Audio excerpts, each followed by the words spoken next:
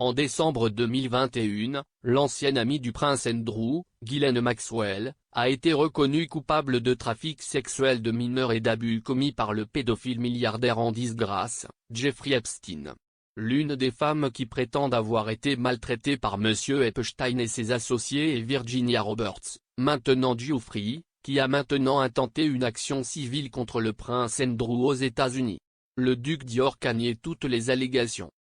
De quoi le prince Andrew a-t-il été accusé? En août 2021, Virginia Giuffre a déposé une plainte au civil à New York en vertu de la Child Victims Act de l'État. Madame Giuffre a intenté une action pour coups et blessures et inflige intentionnellement une détresse émotionnelle au prince Andrew. Elle prétend avoir été victime de la traite par M. Epstein et d'autres au prince Andrew, et il est allégué que le prince l'a agressée sexuellement alors qu'elle avait moins de 18 ans, faisant de Madame Giuffre une mineure en vertu de la loi américaine au moment des abus présumés.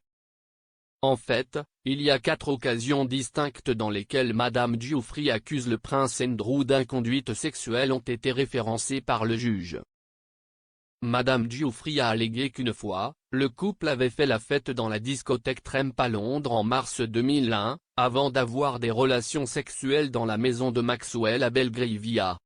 Cependant, dans une interview à la BBC en octobre 2019, le prince Andrew a déclaré qu'il n'aurait pas pu avoir de relations sexuelles avec Madame Giuffre au domicile de Madame Maxwell car il avait assisté à une fête d'enfants et était rentré chez lui ce soir-là.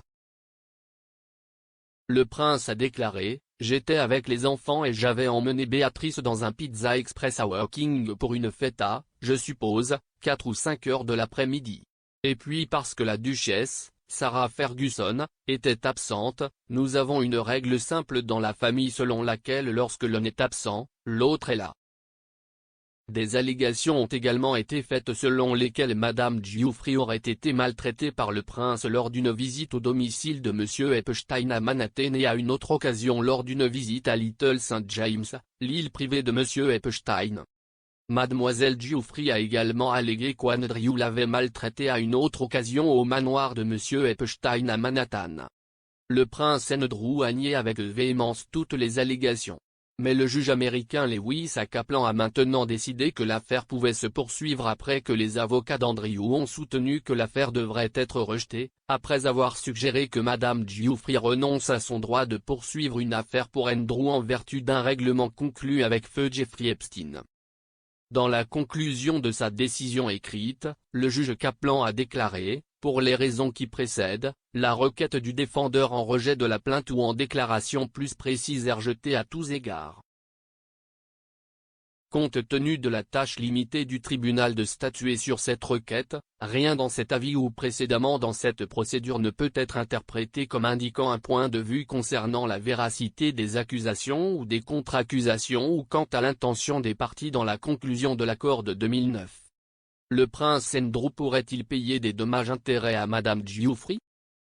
Si le prince Andrew souhaite faire appel de la décision rendue par le juge Lewis Kaplan, il peut faire appel par le biais d'une requête en réexamen ou en envoyant l'affaire à la deuxième cour d'appel. Le prince a des options qui s'offrent à lui, notamment aller en procès ou s'installer avec Madame Giuffre, ce qui annulerait l'exigence d'un procès à une date ultérieure. L'affaire contre Andrew est une affaire civile. Ainsi, si l'affaire est jugée et que Madame Giuffre gagne, le prince pourrait être tenu de payer des dommages-intérêts importants à Madame Giuffre.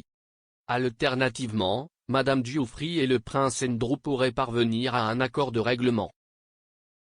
Les personnes impliquées dans le procès devront confirmer d'ici le 28 juillet si l'affaire sera jugée. Si l'affaire est jugée, elle pourrait avoir lieu entre septembre et décembre 2022.